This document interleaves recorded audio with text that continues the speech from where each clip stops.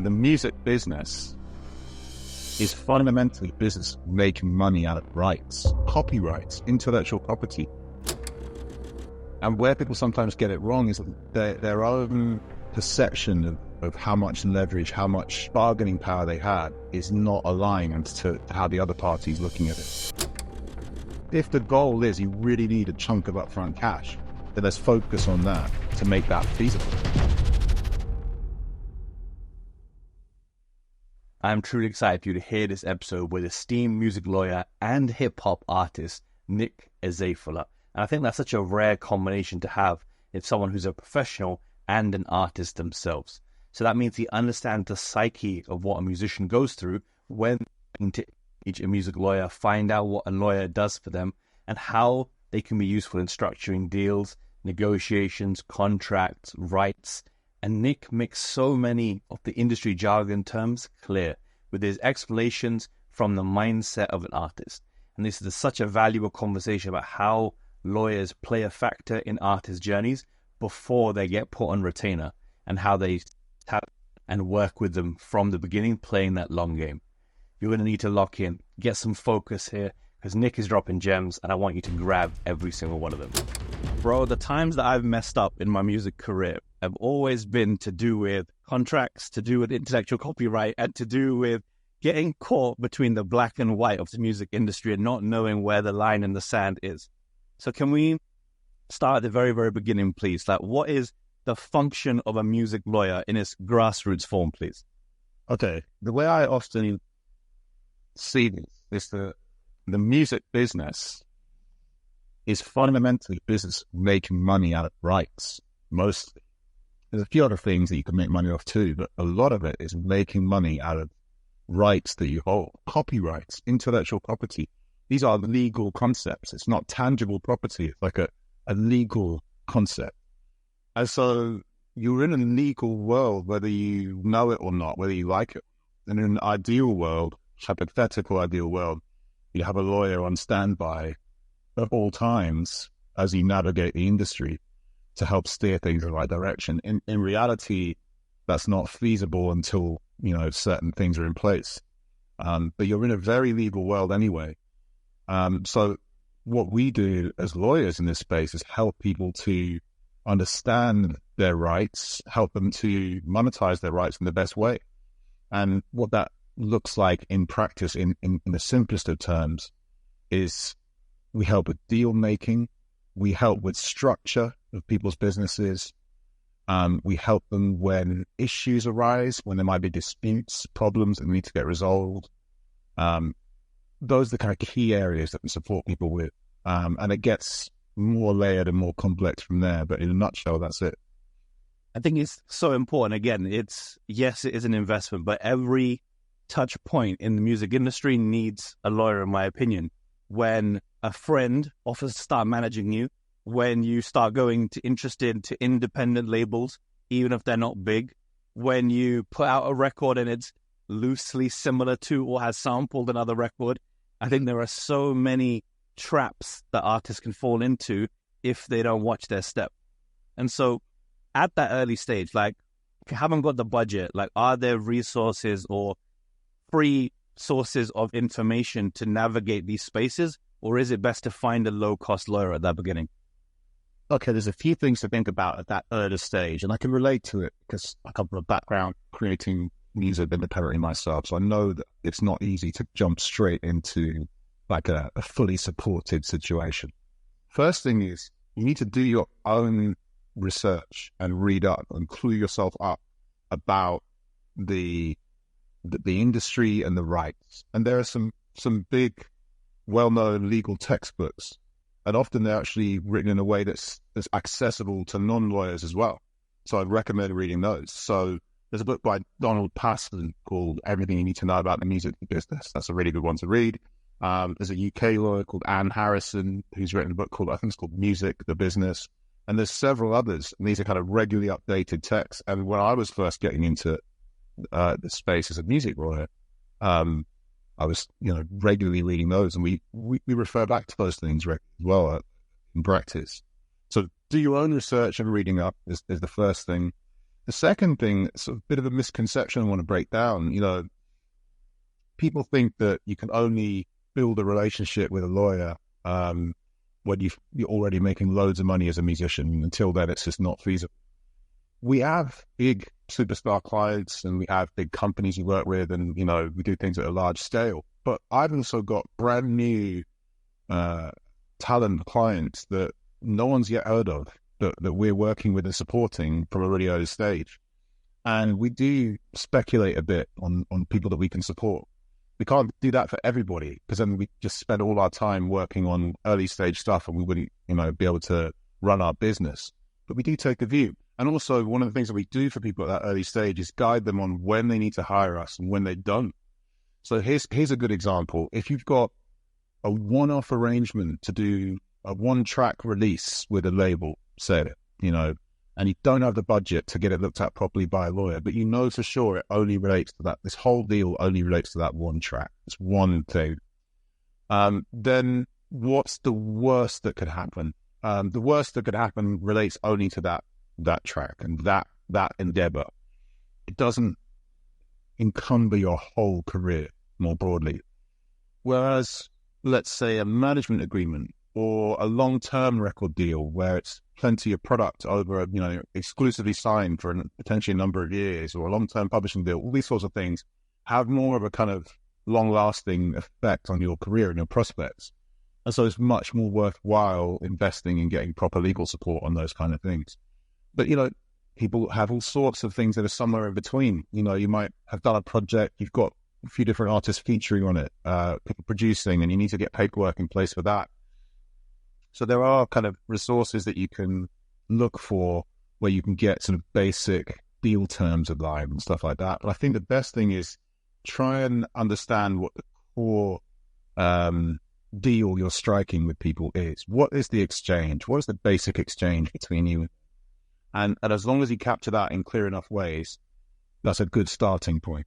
And then if it's something that's of a certain level of value, then hire a lawyer to do it. Another thing that we do is we help people with templates. We'll kind of build custom templates for people where if you're regularly having to do a certain kind of deal or kind of activity, then, hire someone to prepare a good starting point for you to use. And then you get the value of that each time you use it, rather than having to hire a lawyer every single time you want to do that kind of transaction. So these are ways that we help people at that developing stage to be able to get the support they need without it being unworkable, I definitely think that speaks to the integrity of yourself and the firm, that you're telling artists when not to use us. Because there are some times where other companies would just be on a money grab, trying to get every last penny from every last person by actually saying, you don't need to engage us here. We have such and such a way we can support you. And then when the time is right, we'd be happy to help. That shows that level of trust.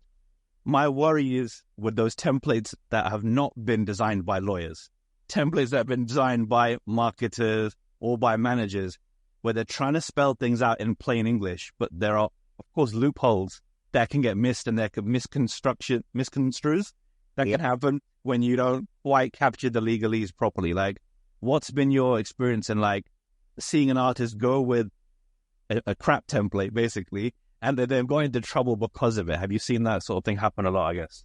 I've seen everything.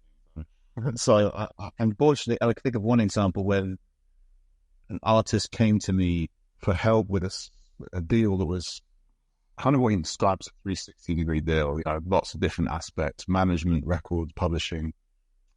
And I told him it wasn't a good idea. Instead of hiring me to go through it and negotiate the deal, I actually said to them, don't do this deal, because it's quite far from a situation that would be comfortable with for you. So don't hire us. We know you don't have a lot of budget. Don't do it. Sadly, they did it and then came back to me, I think it's only 6 months, 9 months later, saying, can you get us out of this deal? Oh, no. And it's like the money that they would have to spend for me to try and unravel it, which is not even straightforward. It is much, more painful money to spend than the money that you would spend going in to do the deal right in the first place or in to avoid the deal. So I've seen that kind of situation. I've also seen people using, cobbled together documents that they've found from a few different online sources, and they don't really know whether it's kind of a useful thing, or even a valid contract that was put together by, lawyers who understand what they're doing, but it was for a different deal, different context, different space.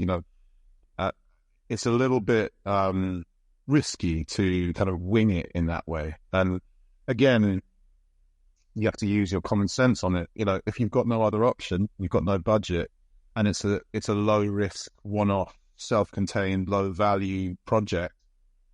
I'm not going to judge somebody for trying to just find a way. We've all got to hustle.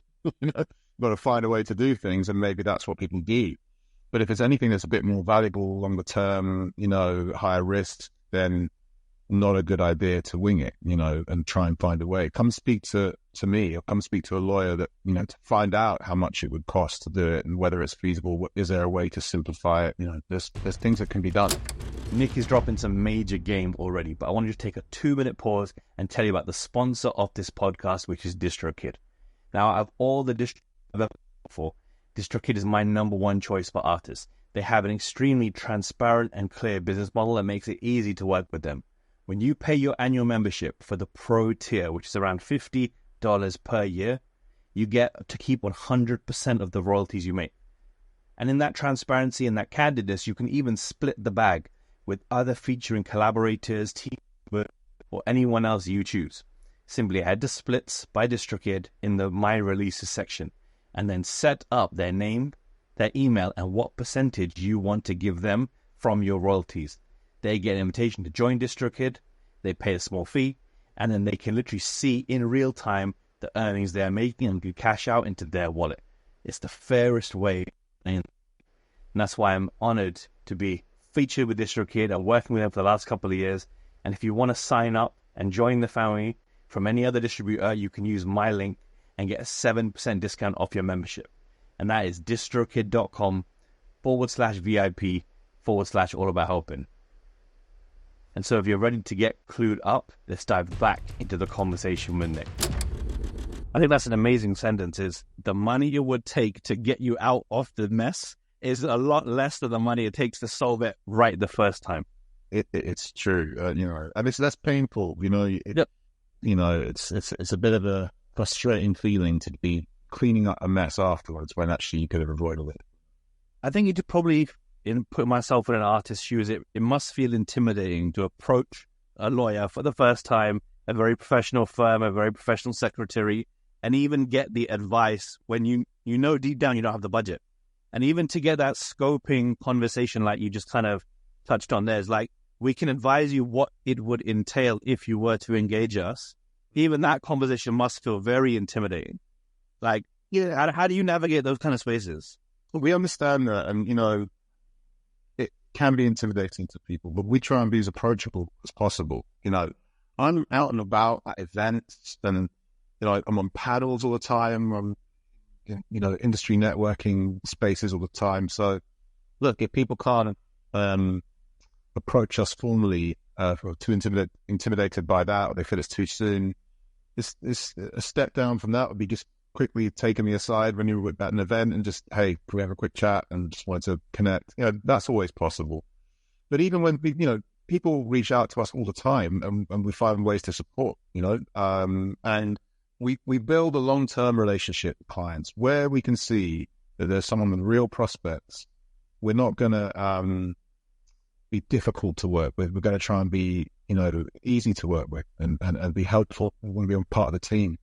And that relationship can start from early on. I've got clients who I've been working with for a long time, but the first year or two of the relationship was just more like an informal catch-up every now and again as they build towards the sort of tipping point moment. And then when they're at that tipping point moment, they know me, got a good relationship, and I know them and I understand what they need and what they're working towards, and we can go. I remember speaking to somebody once. I said that they needed a particular thing done. I scoped out the job would be and told me how much it's going to cost. They said, okay, I'm not ready to do that now. I'm not in a position to afford it.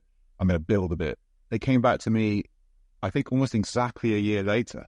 And for me, it was kind of out of the blue. They're like, remember me, I'm here, and I'm ready to go.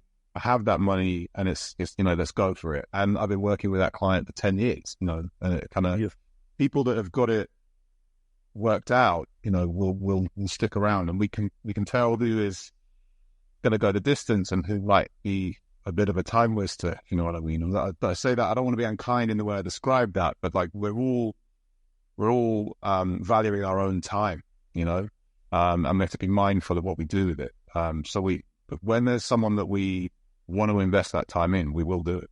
You know? It's that trust reciprocation because, you know, like you said, you had casual chats with them over a long period of time. Of course, when they're ready, who are they going to trust? The person who gave into them when they had nothing, and then they want to work with them and say, like, I need you a part of the team. I could pick a cheaper lawyer, respectfully. I know your fees, but you'd say, I'll go with the guy who had my back when I needed it. Yeah. So when an artist kind of goes to a label, I've often heard off the grapevine, they don't know that most of the terms are negotiable. I think there's this mindset that people have that if a label put a deal in front of me, if I'm picky or look ungrateful, they'll pull the deal. But are there certain things that are in the gray that you can push back on, that you can say, I don't like the way that's phrased. Can you tidy up the language? Is that possible or maybe not? So I always hate hearing, you know, this is not negotiable because, you know, we've all negotiated points in certain circumstances. All sorts of things are actually negotiable. But where people trip up on this is they don't understand the level of their leverage, right? Now, a label's looking to sign an artist, for example. They're going to be looking at how valuable that prospect is to them. So they, you know, are all their competitors trying to sign that artist as well? Has this artist got a track record where they're delivering reliably, you know, a certain level of income, and the label's going to benefit from that? Various other metrics they look at.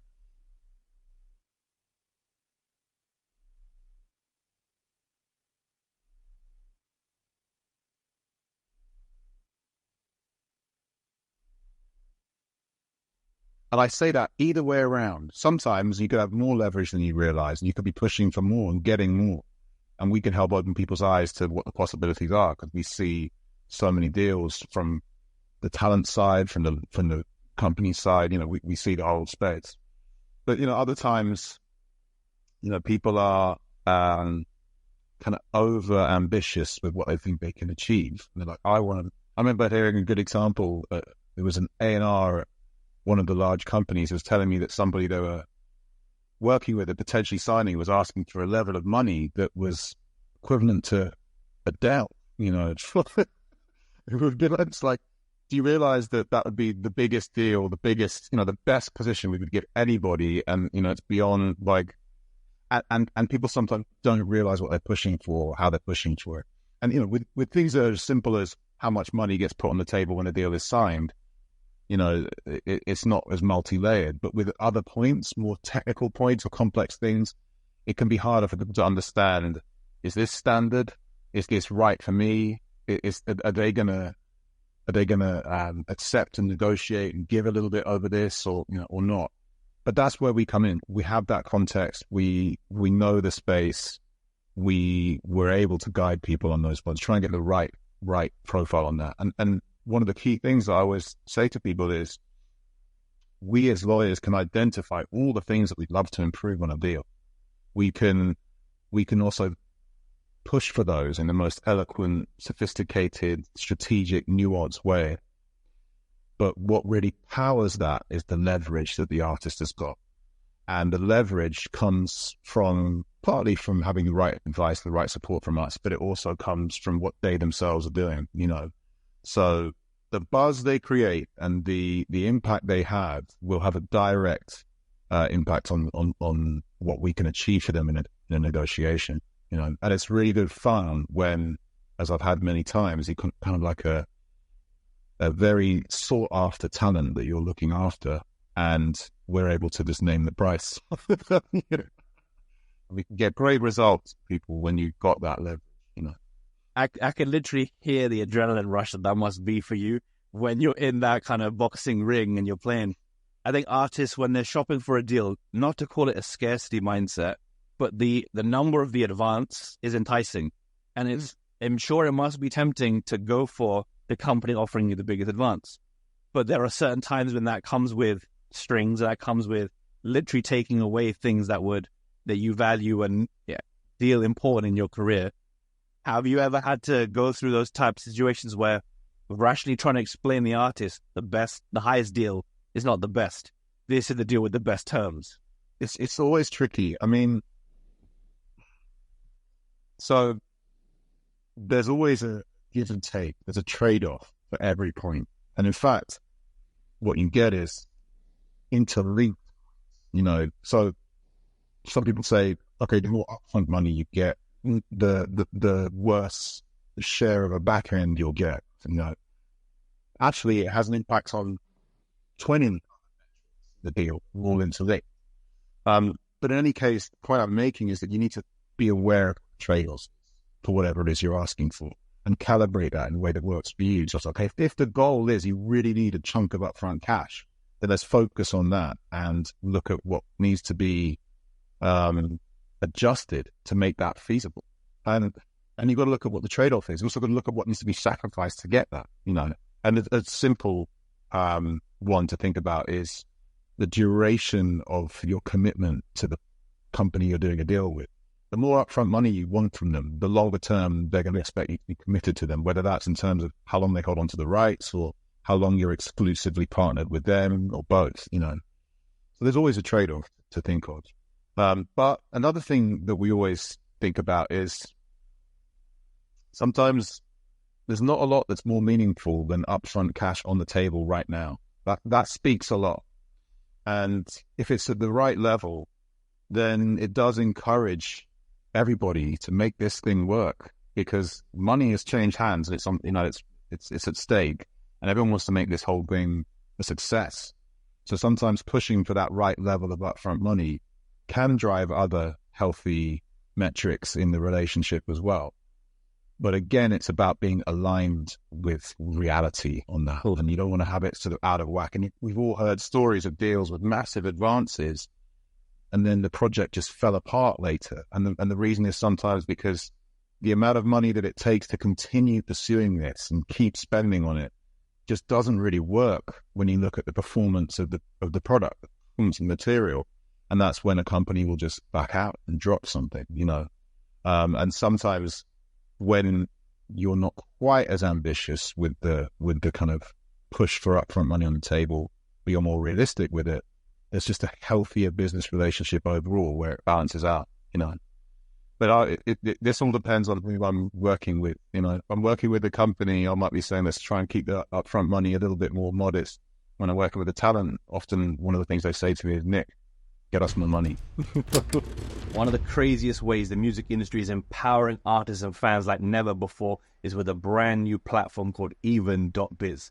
They are selling the music to the fans before it hits streaming.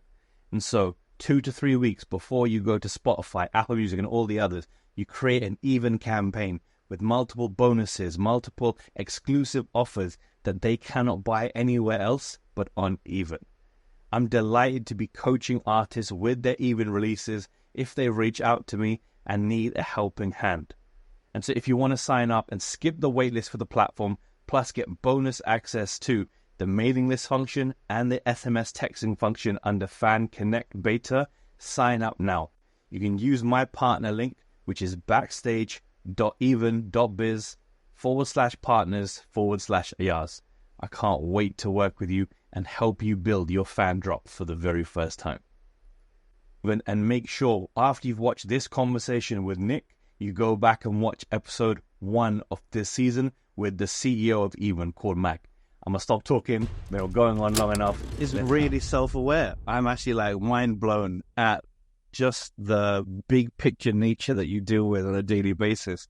And yeah, so when is that right sort of time for an artist to go from maybe, like you said at the start, a single engagement with a music lawyer versus putting them on retainer? Is it, like you said, the moment they strike a long-term deal, and that's going to open up even more deals to be made, such as producer splits, such as samples, such as, manager splits? Like, when do they need even more support from that lawyer?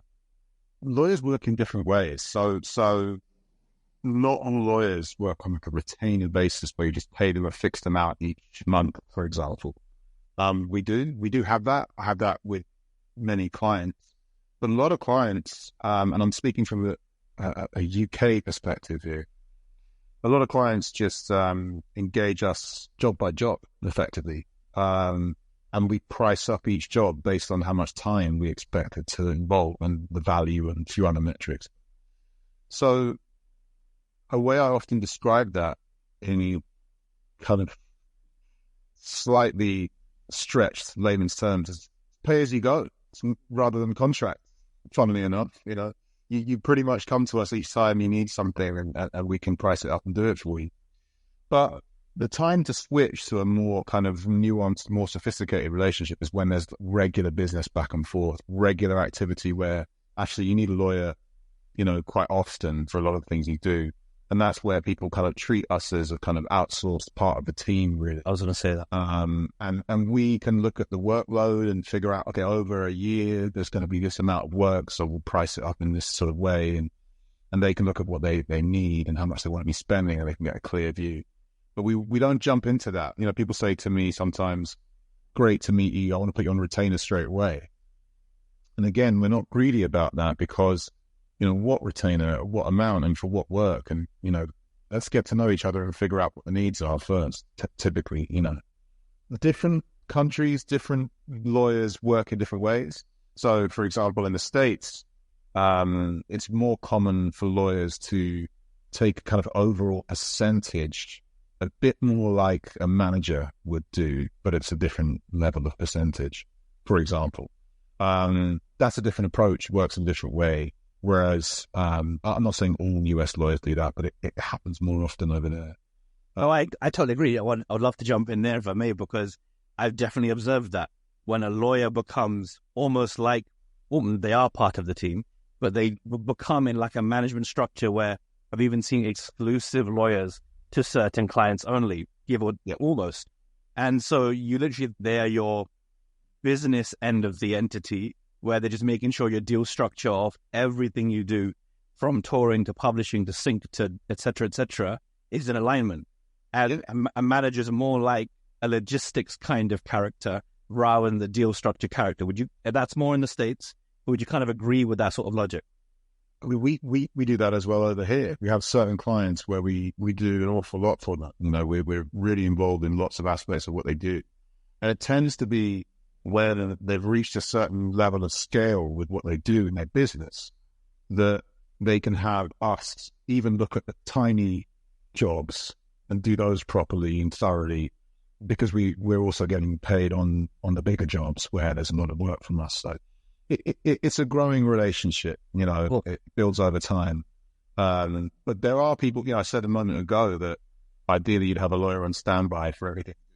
We do have clients where we are that lawyer who is on standby, ready to help whatever it would be, and they're ready to engage us on it. So it's just, you get there over time when your business reaches a certain scale. I think also pragmatically thinking, it's having the scale of the manpower, because a lot of artist teams are small. It's maybe 4 or 5 people that really is the core. But when you have a partner on a retainer, you have all of the paralegals and all of the junior lawyers and all of the senior lawyers, that you have the scale to get everything buttoned up the way you want. Yeah, absolutely. And we firms like mine, we work as a team. We've got people at lots of different levels, who can support with different jobs. And, the cost for lawyers varies depending on how senior and how experienced they are. So you can get more basic tasks done at a cheaper, more junior end of the scale.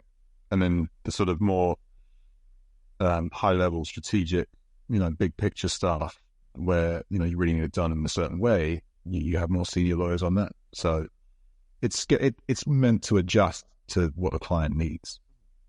Switching gears a little bit. So I've often heard, and this is not a best practice, but it's like the ask forgiveness, not permission kind of approach, where if you do sample something and you're a nobody, you don't know if it's going to be a big deal, the song blows up and it goes massive. And I think someone recently was telling me about Bauer and the Harlem Shake.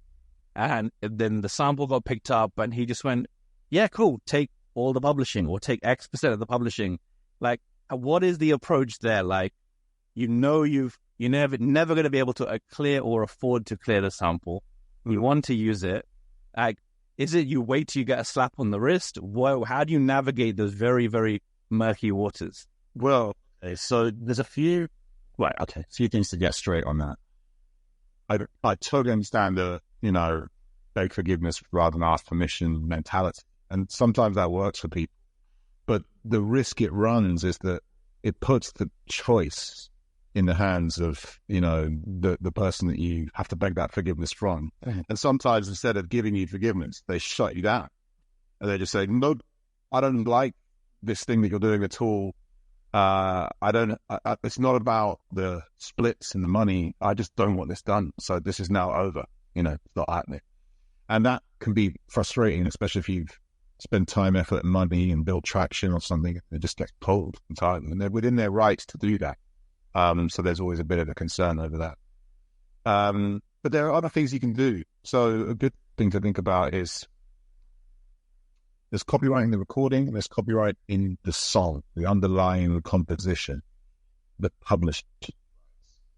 And you need to clear both if you're sampling a record, But if you can do a replay where you recreate the recording, then you're not using the copyright in the recording at all. So you don't have, that's a clearance that you can avoid. You just have to clear the publishing. And when it comes to clearing publishing, publishers, speaking in very generalized terms here, they're more in the business of wanting people to use their rights, because that's how publishing works. That's how you make money as a publisher. People are using your material in other ways, doing cover versions, samples, whatever. So often they're a little more amenable to agreeing, and sometimes it works more on the basis of just splitting the publishing income rather than you needing to shell out lots of upfront costs to get it cleared. Whereas when you're clearing recording rights, it's quite common for a major label, for example, to say, yeah, we'll clear it, we want to share the money, and you have to put some upfront money on the table right now for us to give this permission.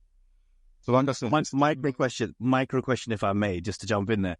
Yeah. Just so I understand. So if you're recreating a sample, but the likeness is very nearly exact, what's the clarity of the line in the sand there? So if there's some chords and you literally recreate them with a different instrument on the piano, but it sounds identical, is it copyright free, or have you still got to clear that? Two different copyrights. Okay, so if you replay, recreate a recording, it's a new recording. So when it comes to the rights in the recording, it's a brand new recording. You're not using any element of the original recording. So you've not taken the audio files from the original song and chopped it up, flipped it. Instead, you've listened to it and you've gone and got your musicians or, you programmed and played it again yourself. When it comes to the recording, that's brand new recording. You're not using their recording at all. But if what you're playing is the same underlying song, if you've played the same notes, same chord progression, same, exactly the same as the original song was, then you're fully using the copyright in the underlying composition, the publishing rights. That still has to be clear. Got you. There is a massive gray area where you're sort of inspired by something. You do something that sounds quite similar. It's got that same sort of feel, but is it a copy of the original song or not? And there are many, many cases over this kind of thing.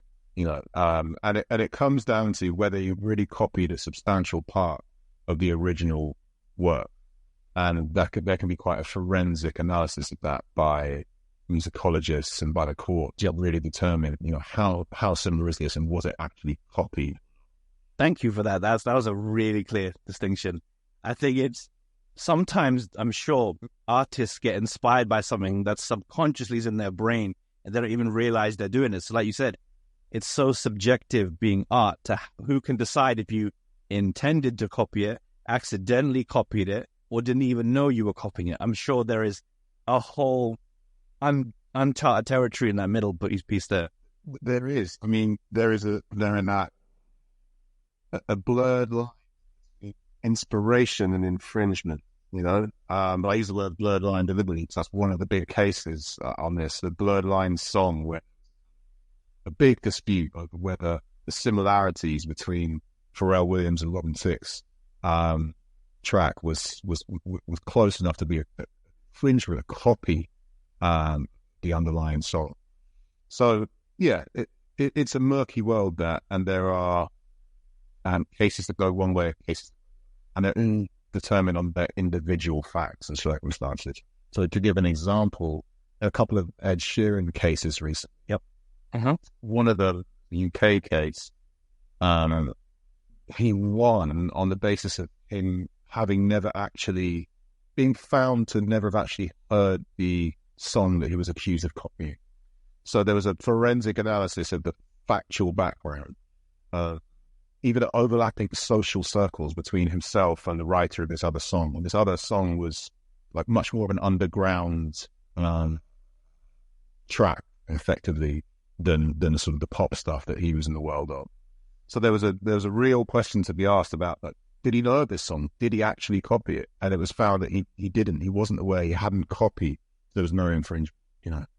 And the other one that he won more recently, a US case, different thing.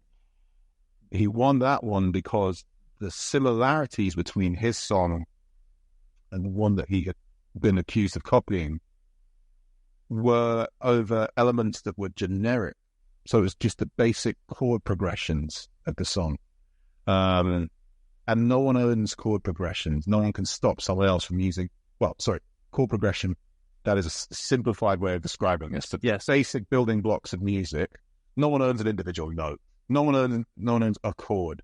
There is a point at which a combination of chords in a certain sequence becomes unique and an ownable thing. I'm not sure if ownable is a real word, but I'm going to use it. It becomes a thing that you can own and uniquely protect by copyright. But if you stick within that realm of the more generic, the building blocks of music that no one can individually own, and if that's where the similarity lies, then it's not a copy. No one can own those basic building blocks and stop anyone else from being able to use the same chord, same couple of chords in a basic progression. And what you find is that across music, there are lots of very commonplace structures, and you get this in other creative arts as well. In the literary world, there are sort of story arcs and basic elements of how you tell a story that are very, very common across multiple works. And no one can own those because that would stop other people from being able to write a story, you know. In a similar way, no one can own the basic building blocks of music because it would stop other people from being able to write songs. Yep. And in fact, in the case that I'm referring to, the Marvin Gaye song was accused of copying. You know, it was demonstrated that there are many, many other songs long before that had used very similar chord progressions. So, you know, it wasn't even unique to that song first. So that's really how that stuff is looked at by the courts. I remember both of those cases. Yeah, they got news coverage, and I remember seeing Ed Sheeran on several late night talk shows where he says, "Name me any song, and with these 4 chords, I can play that whole song." And I guess, yeah, you like you say, you gave being a musician yourself, you gave a really clear distinction about the difference between chord progressions and chord progression sequences.